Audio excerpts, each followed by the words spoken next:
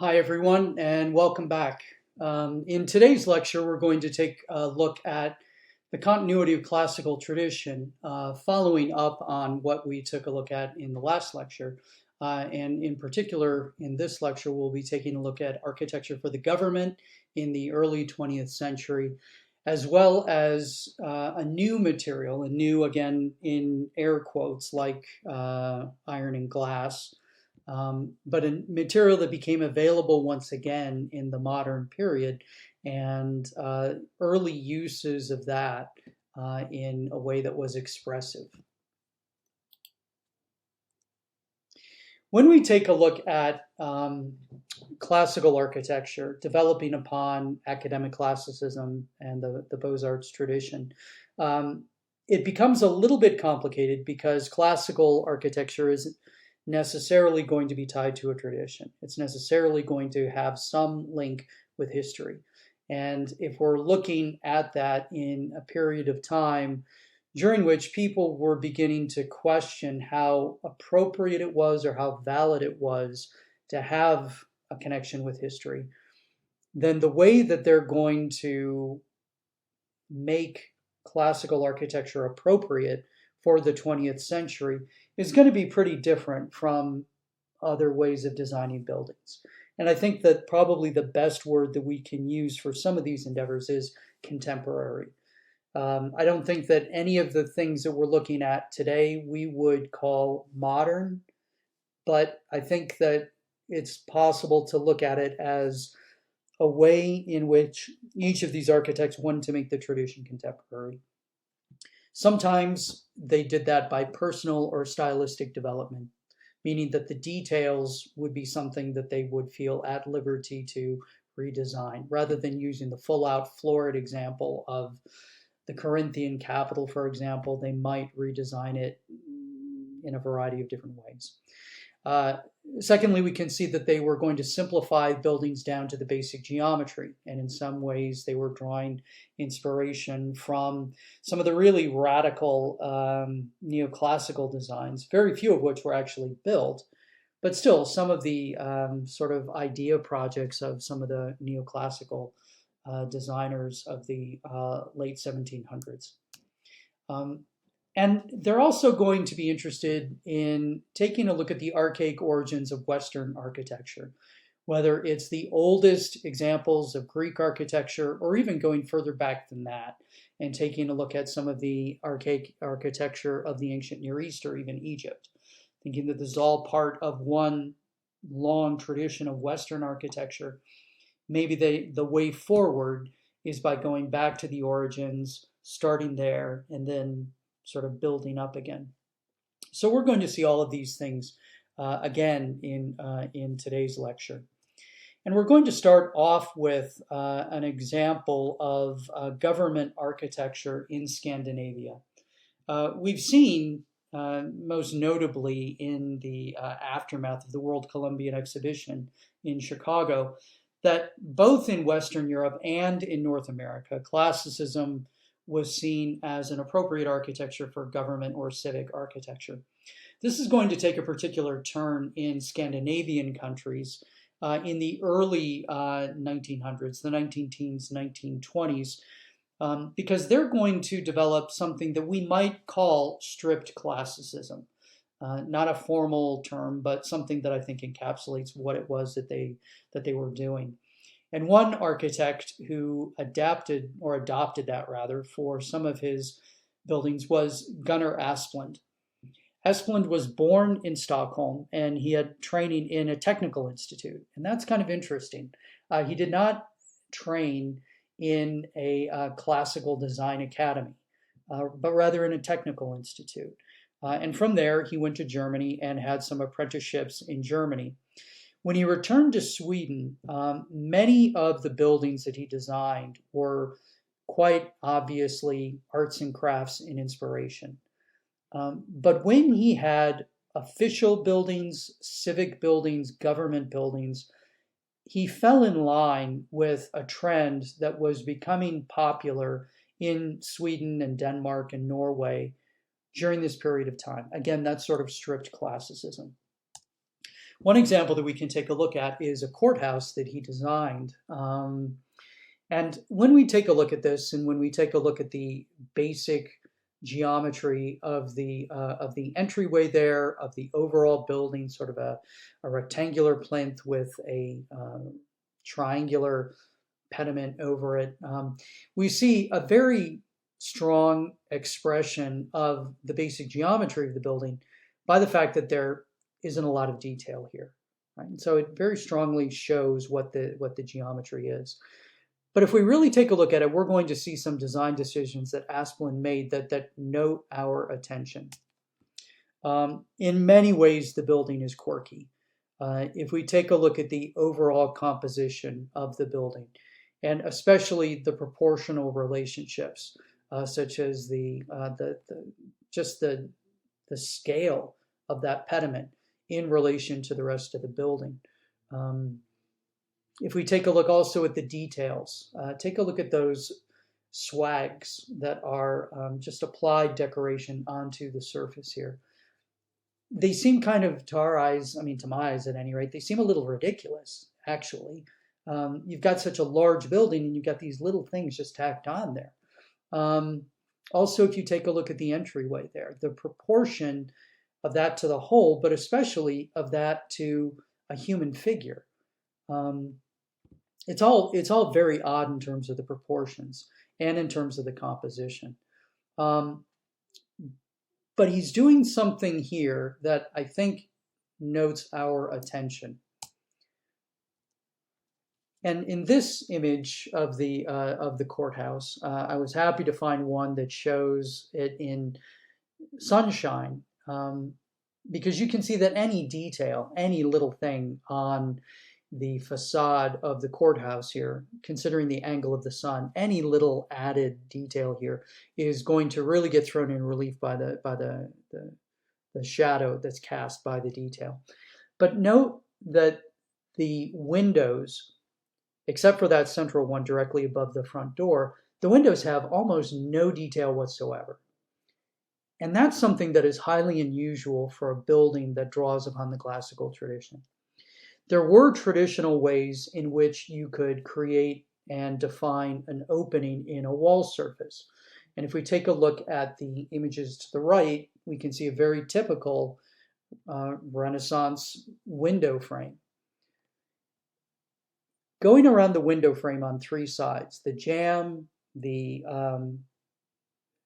top of the window, and then the other jamb, we see a detail that wraps around the window opening on three sides. And that was a classical architrave. If we take a look at the drawing on further to the right, the Corinthian order, and if we take a look at the entablature, the part of the Corinthian order that is above the column capitals, we see that the entablature is composed of three different parts. Right on top of the capital, we have the architrave, and then we have a frieze, and then we have a cornice up on top of that. So let's take a look at that architrave. The architrave would vary slightly between the Doric, the Ionic, and the Corinthian. But what we're seeing here on the window frame is an architrave that wraps around three sides of the window opening. That's the minimum that you would have in a typical classical window opening.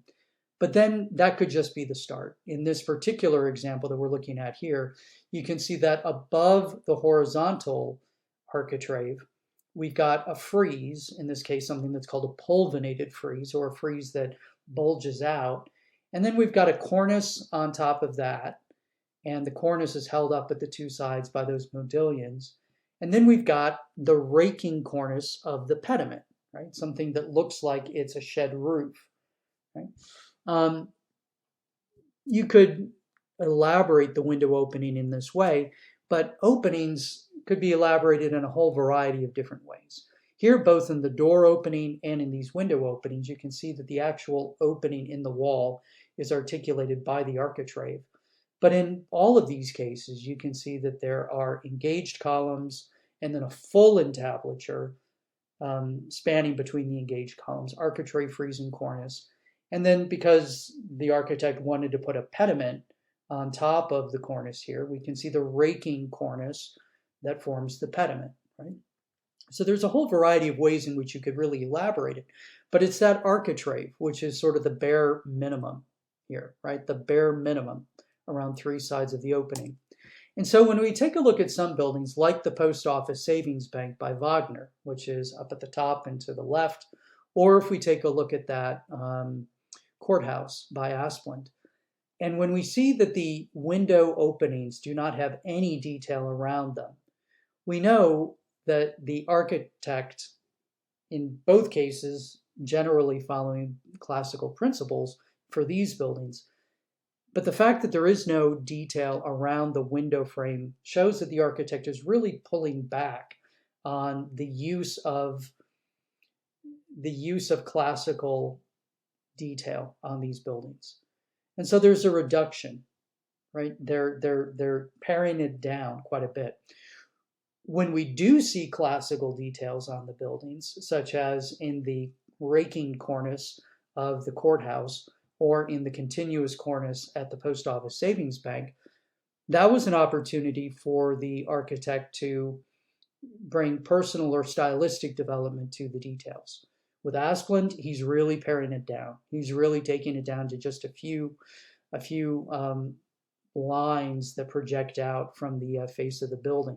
If we take a look at what Wagner did, we can see that it's not the full-out florid cornice that we might see with the Corinthian order, for example, but he's reducing it down and translating some of the traditional forms into modern materials. In this case, you can see those metal struts that are projecting out from the face of the building, structurally supporting the horizontal extension of the cornice, but is put on display here, right?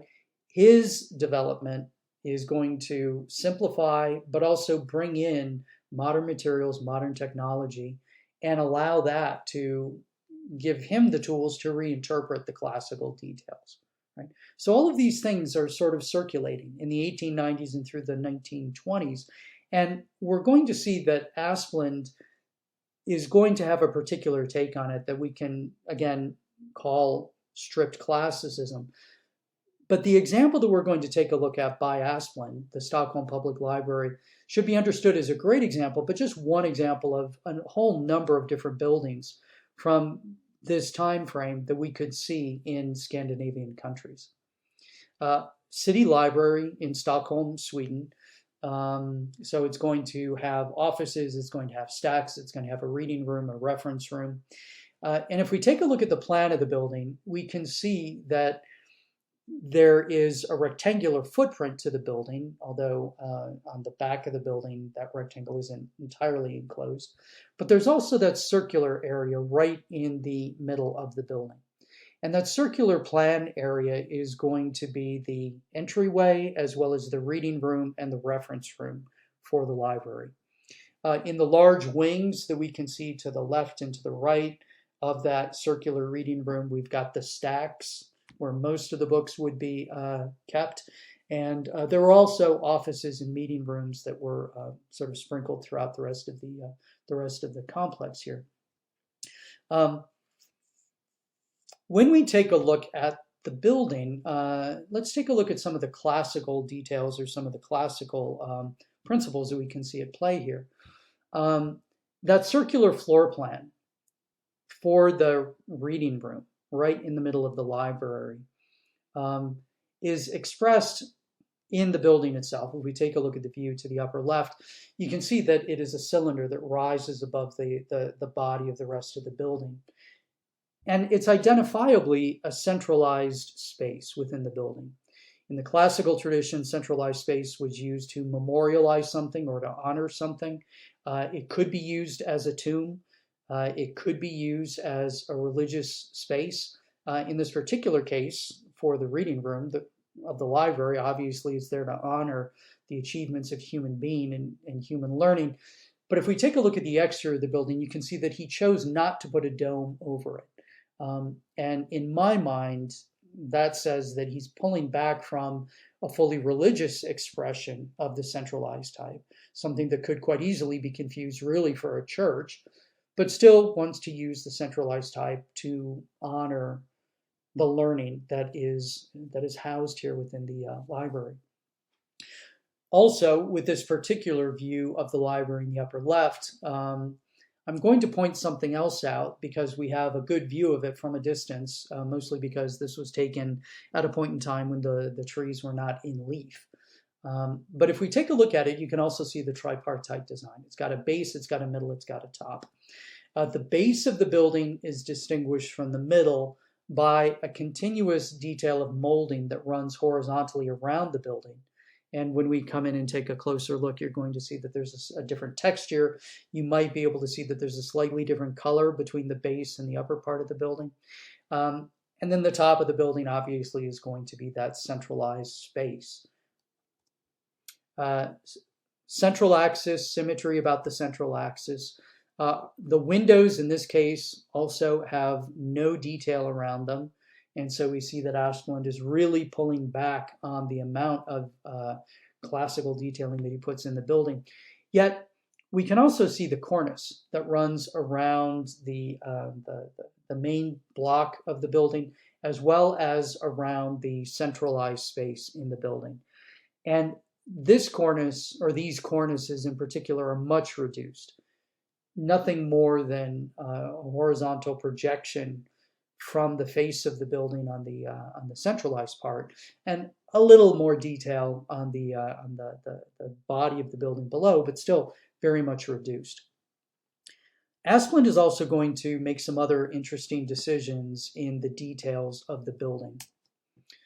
If we take a look at that horizontal molding that runs around the building and that separates the base from the middle part of the building, if we come in and take a look, we're going to see detail that doesn't correspond closely to any sort of classical Greek or classical Roman detailing. Yet some of the detail that we do see there seems vaguely hieroglyphic. It seems to refer back to ancient Egypt. And so going back to the archaic origins of the Western tradition. If we take a look at the doorway, the main doorway into the library, we're going to see that the jambs of the doorway are ever so slightly angled in as they rise. And so the opening here has a battered appearance, meaning that it sort of narrows as it rises. This is something that we see quite a bit in ancient Egyptian architecture, specifically in the pylons that were the entryway into the temple complexes. And if we were to enter into that entryway and took a look at the bas-reliefs, which are on the walls of the entryway, we're going to see a stylized depiction of human activity that, again, seems to be particularly archaic in inspiration or in origin. And so in some of these decisions, we see Asplund really pulling back, not putting any detailing around the window openings, reducing down the cornices in the building. But then in other details, he's quite consciously drawing upon the archaic origins of the Western tradition, all as a way of sort of making the classical tradition contemporary. When you enter into the building, if you can imagine this entryway right there, you enter into a tall space that is backlit by that large plate glass window there at the doors, but a very dark space because the walls themselves and the ceiling are a very dark color. And then you enter into yet another doorway with slightly battered jambs. And again, the darkness continues in the wall surfaces and in the overhang. But from there, you enter, and from this space here, you see what's in front of you. You're entering into that centralized space, and all of a sudden, it just opens up as you come into this large, open, circular space with an enormously tall ceiling.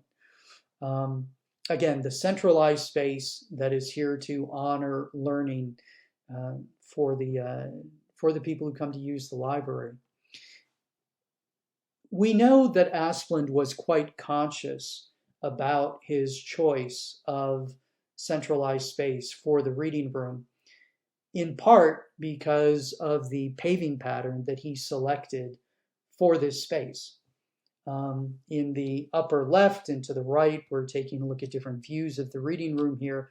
And on the floor, you can see that there's this alternating pattern of a square within a square or a circle within a square.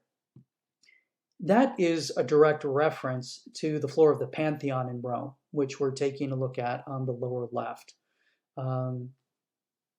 Same composition of opposing geometric shapes, worked out in different materials, slightly different colors, but still, what it shows is that Asplund was quite conscious about his sources here.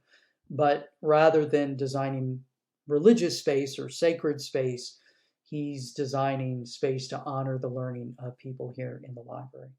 The library has all sorts of wonderful details to it, whether it's in some of the hardware in the library or whether it's in the woodwork for the shelves or other things in the library. So it wasn't a cheap building to build. He didn't have to reduce the details down because of the budget, but rather he was finding a way to make the classical tradition contemporary and design a building that was appropriate for a civic or a government building. We see this sort of strict classicism really begin to grow and develop in Scandinavian countries. Again, 19-teens, 1920s, but then it's picked up throughout the world.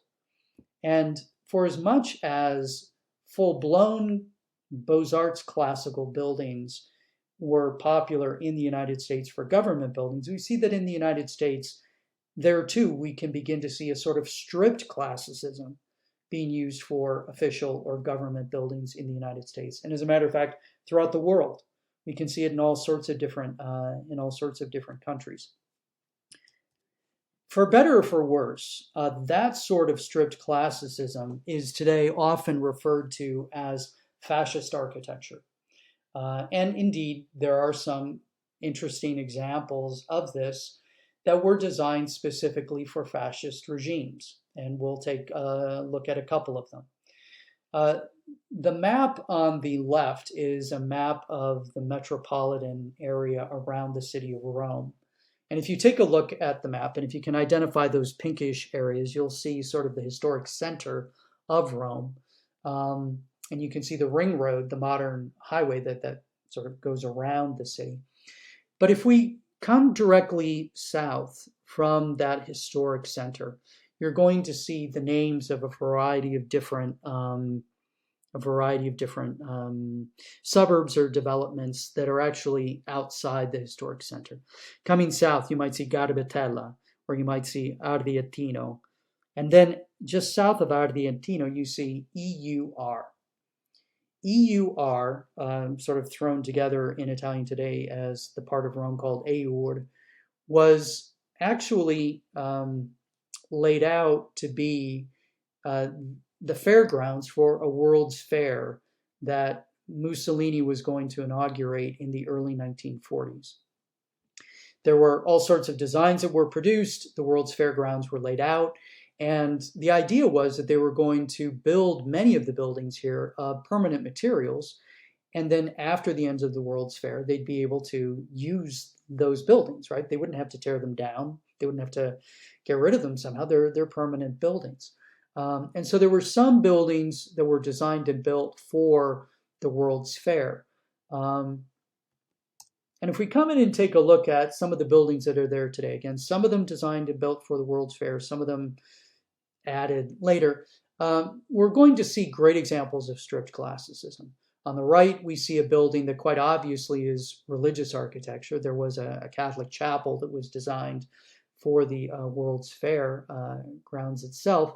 But you can see that for as much as this is a great and very large scale Renaissance centralized church, it's very much pared down. A lot of the detail has been removed, and it's stripped down to a basic and very strongly expressed geometry.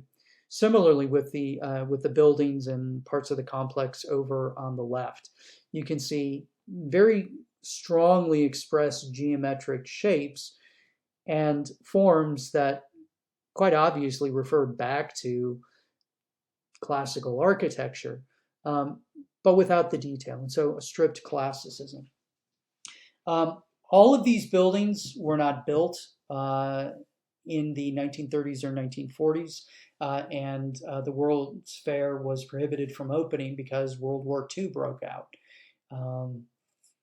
But nevertheless, we're taking a look at a complex and some of the key buildings here that are very clearly a stripped classicism that were designed and built for Mussolini's fascist government. Similarly, if we take a look at buildings that were designed for the Nazi regime, we can also see a sort of stripped classicism. Some of them were actually built, such as the stadium on the left, and others, such as Hitler's Volkshall on the right, which would have been just an enormous, I don't even know what you'd call it. It's sort of an assembly hall, but it's so huge. I mean, it's larger than a stadium. But in both of these examples, we can still see those qualities of stripped classicism. And so there are examples of this sort of design that we do associate with fascist regimes. But I think that the moniker fascist architecture is unfair, because we're also going to see that there are some great examples of stripped classicism which were designed and built for regimes that we today wouldn't call fascist regimes. One of them came from the architectural studio of an American designer, Bertram Goodhue, seen pictured here on the lower left. Goodhue received his architectural training in an apprenticeship. He apprenticed with a Gothic Revival architect, or actually with a Gothic Revival architecture firm in New York City. And as a young designer, belonged to a number of different associations, many of which had the goal of promoting arts and crafts ideas. He formed a business partnership with Cram and Ralph Adam Cram, and the two of them had a spectacular career for a number of years designing Gothic Revival churches for Episcopalian congregations around the United States. Their most famous building is seen here, St. Thomas, Fifth Avenue. But they also designed a lot of small-scale and actually quite lovely little Episcopalian churches around the Great Lakes. Many of those buildings were not built out of the monumental massive stone like we can see on St. Thomas, Fifth Avenue. Many of them were just balloon frame 2x4 construction with some interesting Gothic details worked out in wood, but still lovely little gems of Gothic Revival churches, and that was sort of the bread and butter of their architectural practice. The firm dissolved, and Goodhue went off on his own, and he ended up experimenting with a whole variety of different historical languages, historical styles. And one building that we're going to take a look at that he designed was a state capitol building, the Nebraska State House. Now, in the United States, the design of capitol buildings has become something that shows a very interesting way in which the classical language can be used to establish, classical forms can be used to establish an architectural language. The United States Capitol building was designed and built in a number of different phases in a long, drawn-out building history. But even from the get-go, and as it exists today, the building has two wings that serve the two different houses of the bicameral legislature, the Senate and the House of Representatives. And the center of the building is the rotunda, a centralized space, in this case covered by a dome. And the rotunda is sort of a symbolic center for the Capitol building, and it's also something that is used in different moments of national importance. When important political figures or judicial figures lie in state, often it's here within the rotunda. But this sets up a prototype. This sets up an example that becomes the model for other examples. And here in the lower right, we're taking a look at a state capitol for Rhode Island, a building that was designed and built in the 1890s by an American architectural firm known as McKim, Mead and White. And when they had to design this building, they had a pretty good idea about what their building needed to look like, because the national capital was going to be a prototype. It was going to, again, be the example that they needed to scale down and water down in some ways in order to have an appropriate state house. And so if we were to take a look at this building and analyze it, we would see, again, 2 wings for the bicameral legislature, a central rotunda covered by a dome. Right? By this point in time, by the 1890s, this was all standard practice, and the design decisions really came down to the detail and the scale of the building. Goodhue had responsibility to design a new Capitol building for Nebraska in Lincoln, Nebraska. The image on the lower right is one that I took a long time ago on a road trip across the United States. And this is on the highway that is leading into Lincoln from the west. And so you can see the landscape. It's got a slight roll to it, but still it's relatively flat. Lots of open farmland. And if you were to follow the highway up to the horizon line, you're going to have to get close to your screen to take a look at this. But if you were to take a look at the horizon line and follow where the highway goes and then go to the left, at a certain point, you're going to see a little spark of yellow golden glow, which is sort of above the horizon line. That is the dome that is over the Nebraska State Capitol. And we see this image of it, this rendering of it over on the left. The dome, which is up on top, has some reflective golden surface to it. And Goodhue's point was to put the dome, which a Capitol building needs, according to the example of the Capitol in Washington, but to raise it up above the prairie so that people approaching Lincoln would be able to see it sort of as this beacon in the middle of this large open landscape. If we were to take a look at the building and the planning of the building, we can see a lot of classical design principles at play. The basic geometry, the axis, the cross-axis. But if we take a look specifically at the cross-axis, we're going to see those 2 canonical wings of Capitol buildings, one side for the Senate, the other side for the House of Representatives, and it comes together in the rotunda right in the center. And Goodhue puts a dome up on top of the rotunda.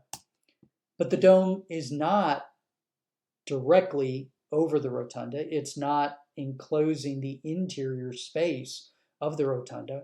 Rather, it's raised up high above the rotunda by essentially a skyscraper, this tall office building that is built over the intersection of the axis and the cross-axis in the building. If we back up for a minute, we can see that the entryways into the Capitol building are very strongly marked, whether it's the primary entryway or the secondary entryway. And if we come in and take a look at the details, I'm going to be repeating myself here, but we can see that there are some areas where we expect to see classical detail where there is not, specifically a lot of those windows. No traditional frame around the windows. Where we do see details such as the cornices that wrap continuously around the building block itself, we can see that they're much reduced.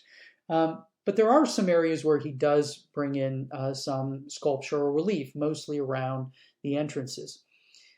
And if we come in and take a look at that sculptural relief, we can see the way that he's allowing himself to develop upon the classical tradition. In the underside of that arch, actually a little bit of a barrel vault that is establishing the entryway here, we're going to see coffering. Coffering was a ceiling pattern that originated with the architectonics of building wooden ceilings, but soon developed into sort of a different design issue. But here the coffers are hexagonal, and they're enclosing large snowflakes, stylized snowflakes.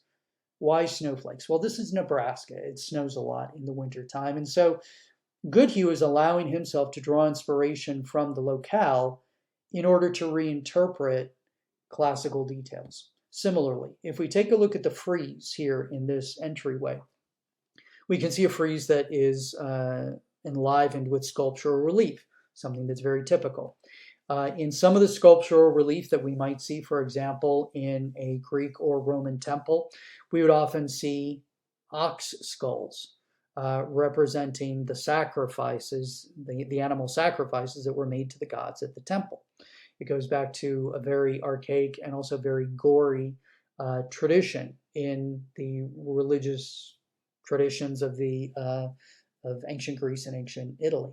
But here we can see ox skulls that are interspersed with acanthus details, acanthus being the plant that grows wild around the Mediterranean but is used for the decoration of the Corinthian capital as well as other things in the classical details. And we can also see ears of corn, all of which are, well, at least the corn and the oxes, the cow skulls, referring to the agriculture in Nebraska.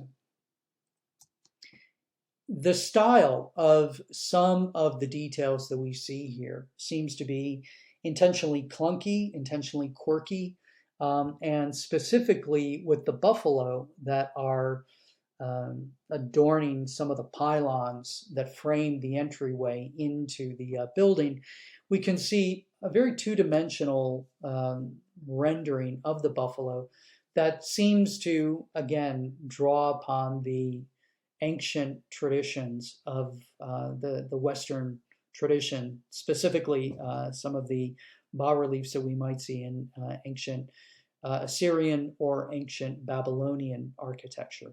So coming back to the archaic origins of the Western tradition. Interestingly, Bertram Goodhue also included some classical symbols here in his design, specifically the fasces. The fasces, and you can see the full what a full fasces looks like in the drawings on the left. The fasces was basically an execution axe that was enclosed by a bundle of sticks and then wrapped up with different leather cords. And all of these were instruments of corporal punishment that could be used when there was someone convicted of a crime for which the punishment was either going to be beating or execution. And these fasces came to symbolize the authority of the state to punish people. And these fasces would be carried around in processions, in political processions, government processions, and it came to symbolize the authority of the state. This was a symbol among many of the symbols of ancient Rome that were picked up by different fascist regimes and used. A lot of the detail that we can see on the buildings for Mussolini or for Hitler have these ancient details that they revived, and some of the details include the fasces. And as a matter of fact, our word fascist comes from fasces, derives from that root.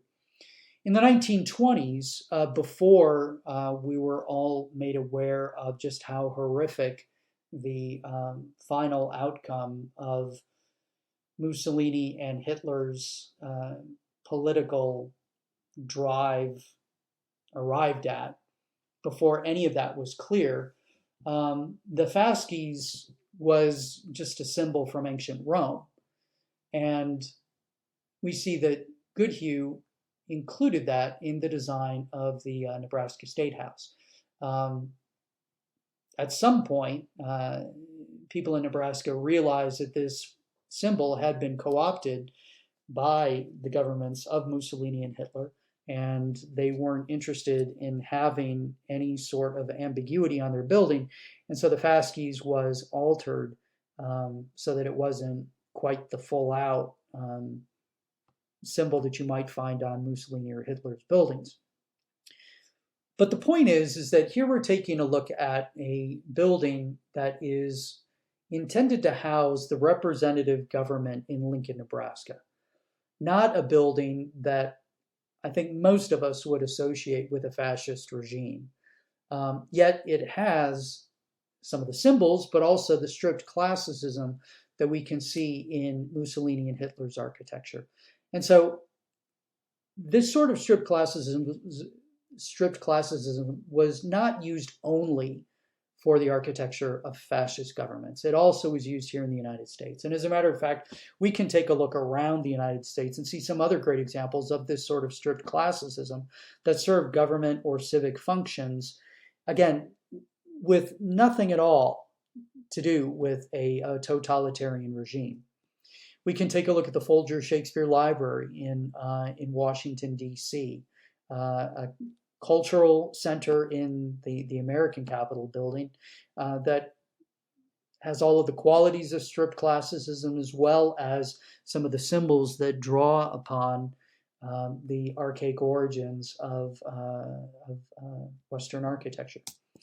We can take a look at the public library in Toledo, which was designed and built in the late 1930s, early 1940s. Great example of strict classicism, but again, not a civic building for a fascist regime.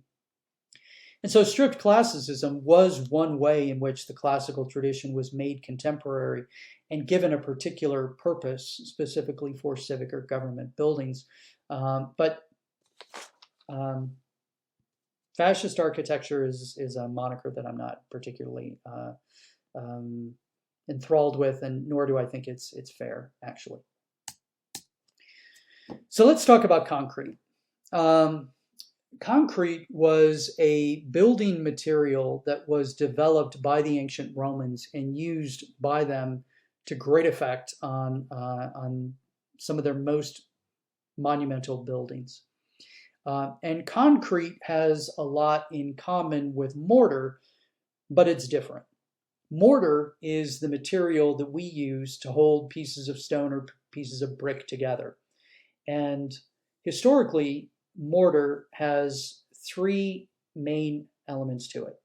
It's got lime, it's got water, and it's got sand. Lime is not the green fruit. In this case, lime is a building material that is basically cooked limestone that has been pulverized. The limestone has been cooked for so long at such high temperatures that it goes through a chemical transformation and it becomes quite easily to pulverize, to turn into a powder. When you add water to lime, you get a chemical reaction. It emits heat. The heat evaporates the water, and what had been a thick mud-like liquid solidifies. And as it solidifies, it can adhere to different surfaces and end up holding them together. Okay? Sand, the sand that we add to mortar, is just an inert addition that basically increases the volume of the material. But mortar is what we use to hold bricks and stone together, right? In itself, mortar doesn't have any structural capabilities to it. Concrete is very much like mortar, but it's different. The ancient Romans realized that if they added volcanic ash from a couple different volcanoes where the particular chemical reaction of the volcano produced ash that had a particular chemical content to it, they realized that by mixing that ash with lime, water, and sand, they would get a thick mud-like liquid that could actually take on structural capabilities. And so concrete is like mortar, but it's got that volcanic ash, and it's got a lot more inert material thrown in it just to increase the volume. That inert material that we add to concrete is called aggregate. And you can choose different aggregates depending on what you want to do. In some cases, aggregate can be very fine and impart a color to the concrete. And so if you don't want just your typical gray concrete. If you wanted to take on a bluish hue, or if you want to turn it red, you could add aggregate that's going to add material that changes the color. But most often we add aggregate, just rocks, stones, pebbles, just to increase the volume. Okay. The ancient Romans discovered this. They figured out what to do with it, and they had particular ways in which they built with it. Obviously, because concrete, before it cures or dries, is a liquid, you need to build formwork to hold it. And the Romans built their formwork out of wooden planks. When building walls and also arches with these forms, they would line the interior surfaces of the formwork with a couple different materials. Early on, they would just add large stones and just sort of build the interior wall and scoop the concrete up as they went. Then they would form the stones into very tall pyramidal shapes that had a square base to it that would allow them to build the interior surfaces with this diamond pattern, where the tall point to the pyramid would face in, which would provide a lot of surface to which the wet concrete could bond. And so it would become a very strong connection between the surface and the concrete itself. And then later, they began mass producing what we call Roman brick. And Roman brick, and you can see a couple examples of it on the lower images on the lower right, is actually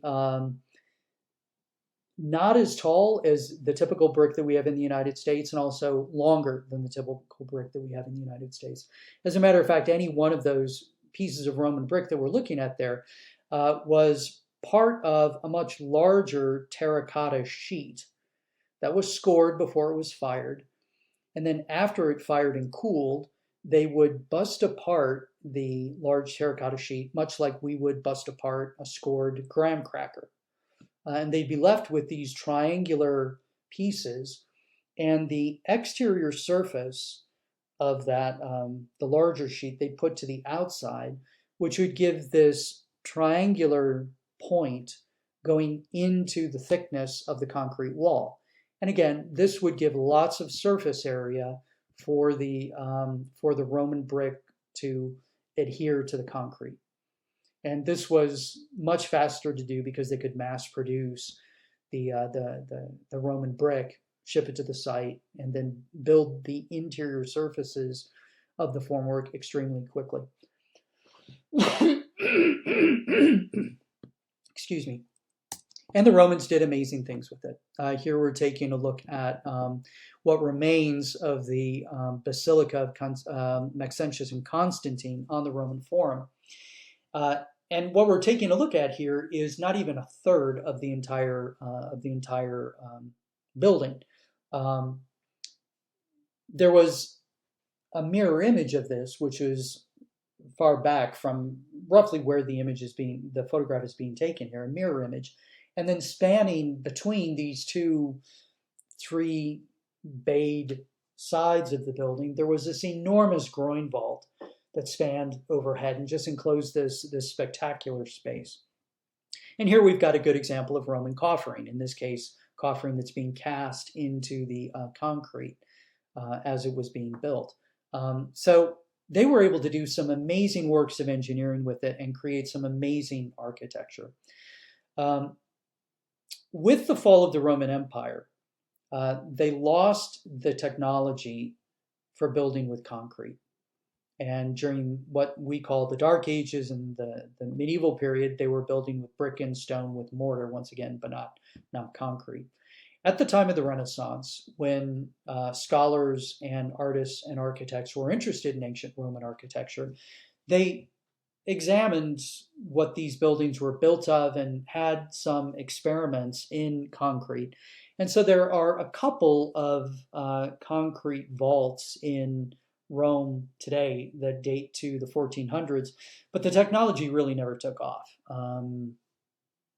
So they continued to build with brick and stone and mortar through the Renaissance and Baroque periods. But during the 1800s, they began to experiment with concrete once again, and they realized that it was a viable material, both in terms of availability and what they could do with it. Now, if we take a look at what the Romans did with it, they used concrete as if it was cast stone, which essentially it kind of is. It's got all of the characteristics, all of the structural capabilities of stone, meaning that it's very good in compression, not so good in tension. And so the examples of Roman concrete that we can take a look at are arcuated. And here we're taking a look at three enormous barrel vaults, right? Which puts all of the material into compression, so a very good structural system for this material. But it's also using up a lot of space. If you think about a multi-story building that would be built out of arcuation, you can imagine that the underside of the arches, even if you were to flatten the arch out considerably, the underside of the arches, there's going to be some space in the haunches to one side or the other of the arch that are using up usable space. And in the 1800s, people began to wonder if there wasn't a more efficient way to use concrete. And what they came up with was reinforced concrete, which is a combination of iron or steel rods and concrete that is poured around it.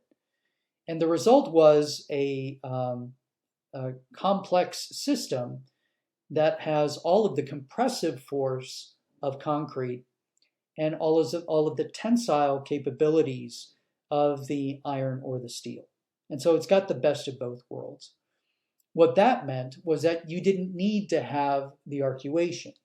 You could essentially build this with a rectilinear structural grid system because you had the combination of tension and compression in the combination of materials here. One of the early engineers to work with this and to promote it was a French engineer with the last name of Hennebique. And so the system became known as the Hennebique system in the 1800s. But how could this be used for architecture? And this is what brings us to Auguste Perret, the man who's going to show us an architectural expression for concrete. They learned pretty quickly that it could be used for structure, right? But often, like with iron, back in the early 1800s, often it was hidden behind different materials or it was made to look like something else. Perret, however, is going to show us the way forward. Perret was a Frenchman whose father owned a construction company in France. Perret was interested in architecture. He was particularly smart and talented. He took the entrance exams to the École des Beaux-Arts in Paris. He was admitted. He studied at the École. He did extremely well when he was at the École. But he stopped short of completing his degree. He had, from what I understand, just a few classes left, and he decided not to take those classes. Why would you do that? Well, in France at the time, there were some very strict laws intended to prohibit conflict of interest. And so if you had professional qualifications as an architect, you could not own and operate a construction company because that was considered inherently conflict of interest.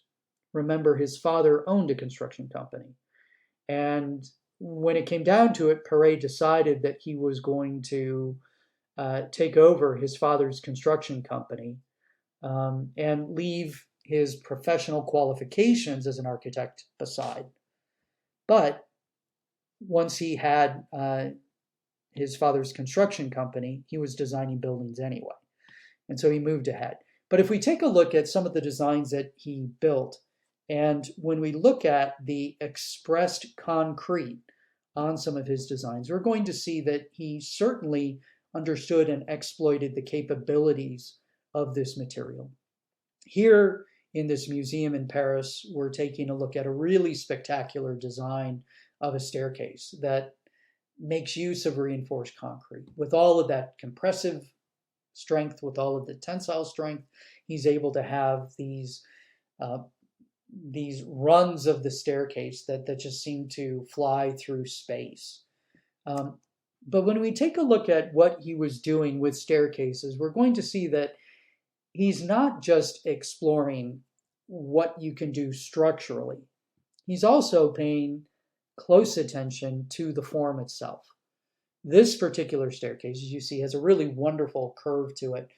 But take a look at how the staircase meets the structure in the image on the upper left. You can see that the underside of the staircase, as it approaches the vertical structural support in the building, flattens out to a horizontal, so that visually you've got the underside of the staircase and the structural support coming together at 90 degrees. Similarly, if we take a look at the kick plates that are on either side of the stair treads themselves, and which probably have some stabilizing role in the structure of the staircase. If we take a look at those kick plates, specifically the outside surface of the kick plate, you can see that as it rises and is going to meet the horizontal trabeation of this system, it rises and curves up so that it meets it also at 90 degrees. And so we can see that, yes, he's taking advantage of this material for what it can achieve structurally. Yes, he's getting these really great forms with it.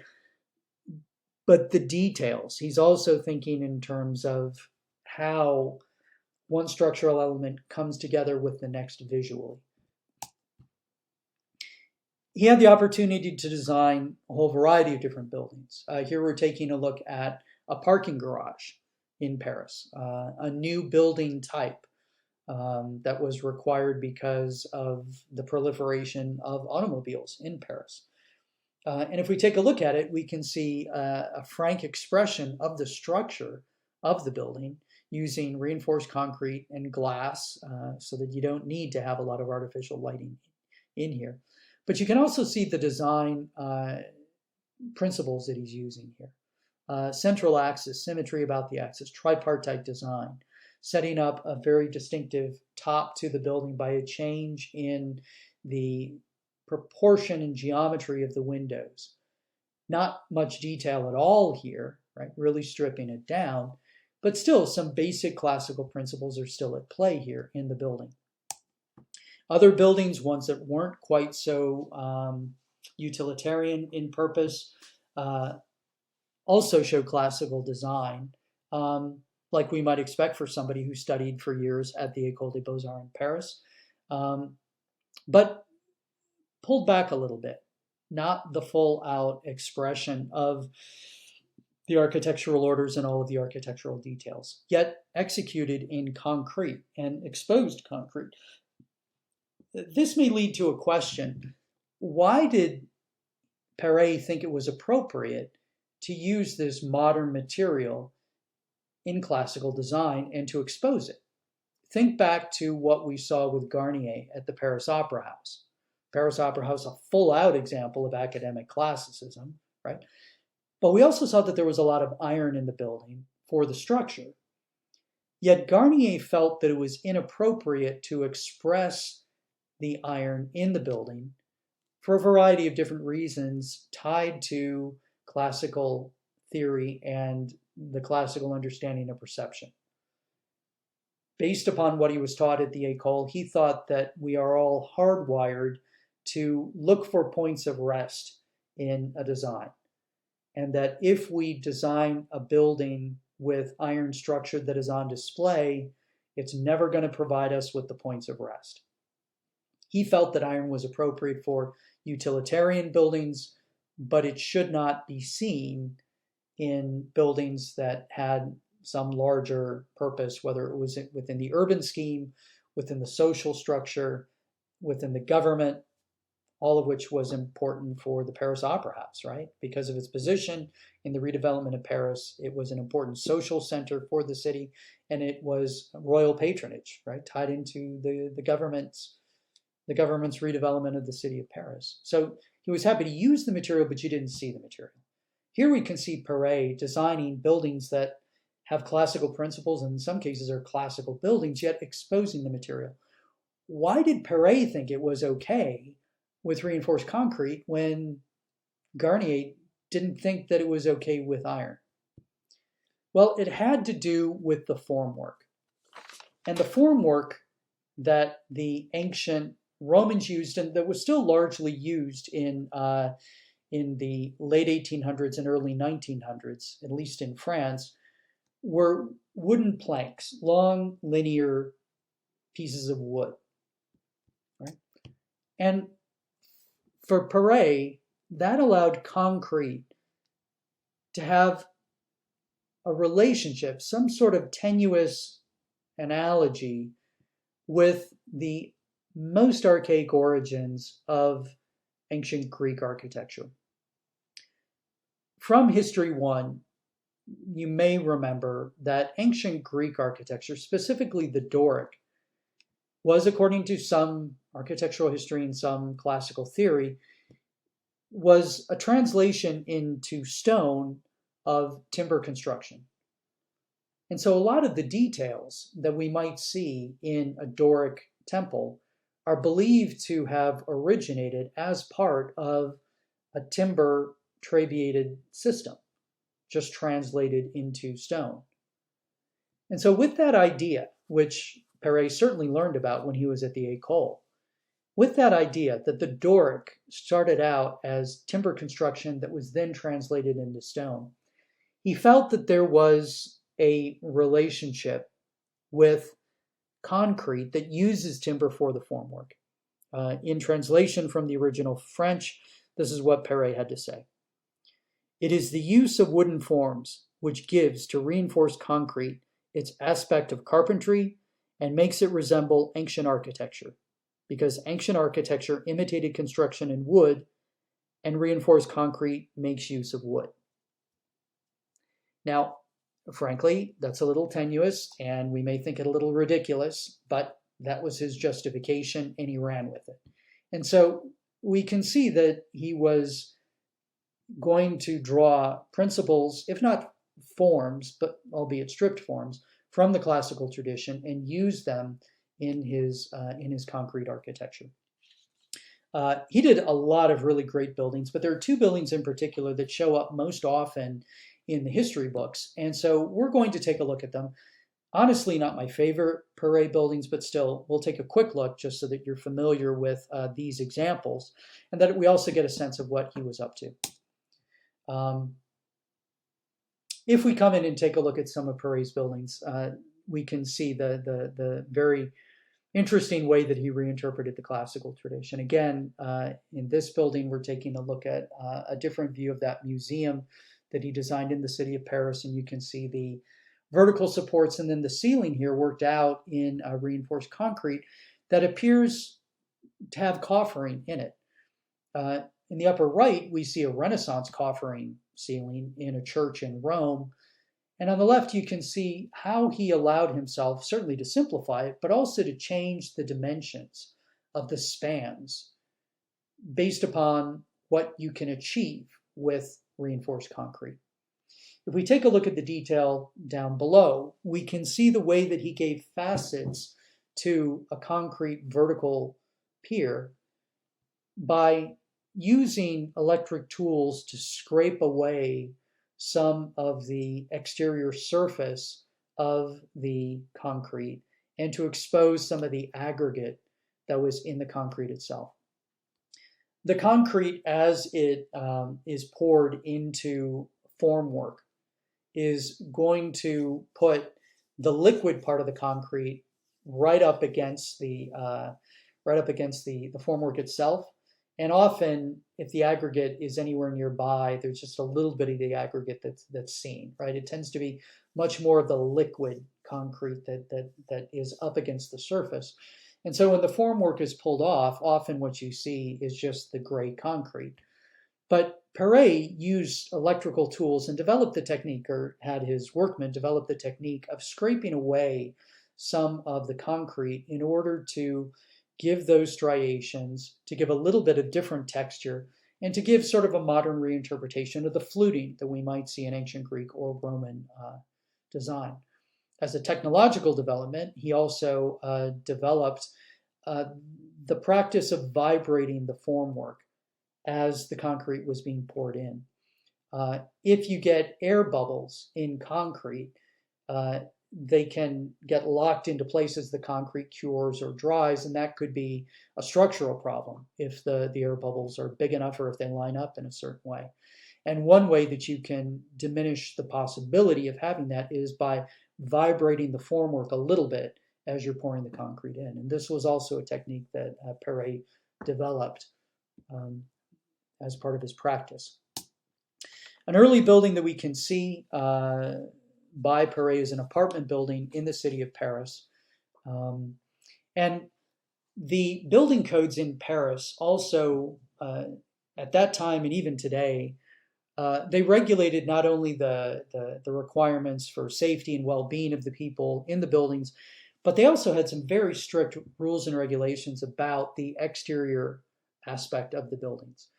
The goal was to maintain an urban context that was relatively uniform, within which you could have the great architectural monuments, the cathedral, the palaces, the churches in Paris, that would stand out against that backdrop. And so there were some, and today remain, some very strong rules and regulations about the height of the buildings, about the relationship or the proportional relationship of solid to void on the buildings.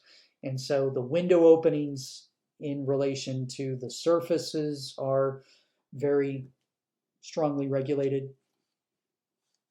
Sorry about this.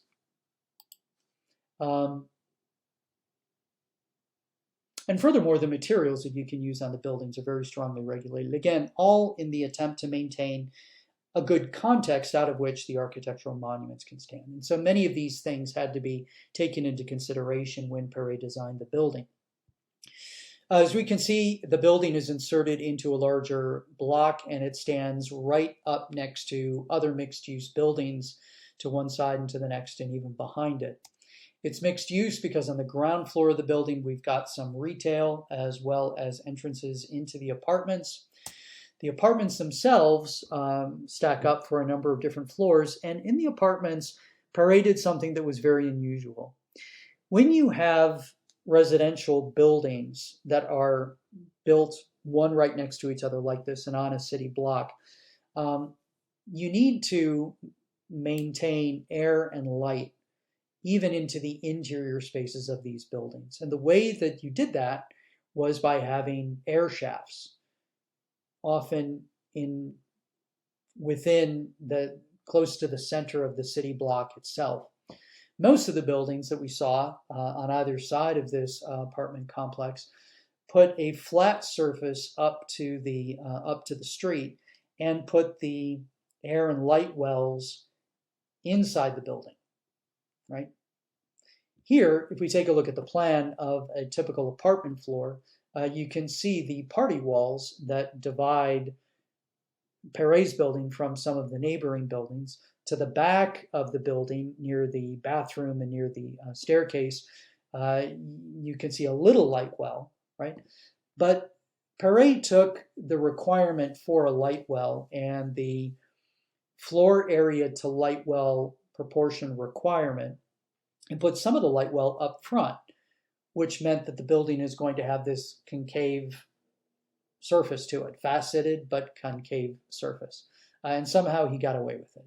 And so we can see all these different floors, one stacking up on top of the other. And then up at the top, there was a floor with a different design that was originally the cap of the building, even though the regulations for building heights in Paris has since changed in order to meet the needs of a growing population. And there was another floor that was added to the top of that later on. But this was his design. And if we were to take a look at it from the street elevation, and if we were to sort of visually do away with the very thin bay to the left, which is the service entrance and all the kitchens up on top of it, we would see that the elevation here has a central axis and symmetry about the axis, tripartite design. But it's also interesting to see the surface that Perret gave to the building. Again, the materials used on the exterior of a building were very highly regulated in Paris at the time. And the building materials used here, the structural materials, are it is a point load system of reinforced concrete set up on a structural grid. And then we've got the infill between the floors and the piers of the concrete. The infill being terracotta brick, relatively lightweight, but that sets up masonry infill between the structure and the floors, or windows, right? These large areas of glazing. Perret was not allowed to expose the terracotta brick or the concrete on the exterior of the building because it was considered to be inappropriate, certainly for the context, but also probably for the social needs of the building. People lived here, right? This was their house. At this point in time, they thought it was inappropriate to have exposed concrete. And so instead what we see is ceramic tile on the exterior of the building, but we can see a very clear distinction between the different sorts of tile. We've got some very highly textured tile, which would be applied onto the terracotta brick. And then we've got other detail, other design of other ceramic tile, which covers where the structure is. And so even though you don't actually see the concrete, you don't actually see the building materials, he's still telling you where the structure is, carefully distinguishing structure and infill, not by what you actually see in terms of the materials themselves, but in the texture of the surface material. Okay, distinguishing structure from infill. He's going to have the opportunity to fully explore that with the material just a couple of decades later in another building that also was extremely important. This isn't a residential building, it's a religious building. The Church of Notre-Dame de Rancy in a small town outside of the city of Paris. Le Rancy was a town outside of which there was a major battle during World War I. And after the war, the townspeople, and I don't know if it was only the townspeople, frankly, but they wanted to build a war memorial that would also serve as a parish church. And Perret was asked to come in and to design the building. When we take a look at the plan of the building, we can see something that's laid out as a very traditional longitudinal basilican plan. Right? Central aisle, side aisle separated by the structural supports. When we take a look at the inside of the building, we're going to see that the structure of the walls is really reduced down to a minimum, in this case, just those structural piers. And then we've got all of that infill of glass.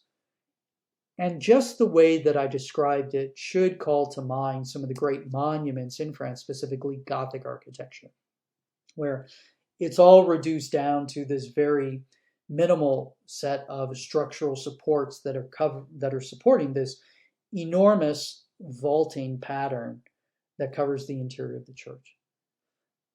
So it's clear that Perret took a look at architectural history for the design of the church, both in its plan and in what it looked like. But the section through the church is going to be very different from the section through your typical Gothic church in France. If we take a look at the section on the upper right, we see a section through a typical French cathedral, tall central nave, shorter side aisles. That allows for the clear story, and in this case, even the triforium, to have all of those windows, all of that glazing to the exterior. But you can see the difference between the central aisle and the side aisles. If we take a look at the interior of Perret's church, we see that the vaulting doesn't have that clear distinction. Rather, the approximate equality, let's say, between the height of the side aisles and the height of the nave makes this building much more like a Gothic hall church, a section of which we can see in the lower right, where the nave and the side aisles have the same height. These sorts of buildings have a very different sort of interior aspect to them. And they were most numerous in southern Germany, western Germany, although we can see some examples in Italy and also in southwestern and southern France. But it seems that Perret picked up on this in order to design the church at Le Raincy, executing it in concrete. But here he was allowed to actually expose the concrete, and that I think is an interesting development on the apartment building that we just took a look at. Once again, he's very carefully distinguishing structure from infill. Right? In this case, the infill is all glass, drawing upon the Gothic tradition. But if it was considered inappropriate a couple of decades earlier to have exposed concrete on a residential building in the city of Paris, 20 years later, in a very different world, it's acceptable for him to expose the concrete on a building that was also extremely important. Again, a war memorial, a religious building, sacred space, a parish church. And so he was able to really fully explore some of his ideas here in this building. The building has all of the verticality that we would expect from a Gothic church, even though the scale of it is not what we would see in some of the more enormous Gothic cathedrals. But still, a building that exposes the concrete and that allows you to see what it's actually built of. And even to a degree, if we take a look at the upper parts of the walls, even understand something about the structural system in the interior spaces itself. So with Perret, we see somebody who was schooled in the classical tradition, who still in many ways designed like a classical designer, had his own particular, if a little bit tenuous and ridiculous, way of justifying concrete as an acceptable material for classical design, but was able to bring it together in a particular way, both showing the continuity of the classical tradition as well as showing what you can do with this new material.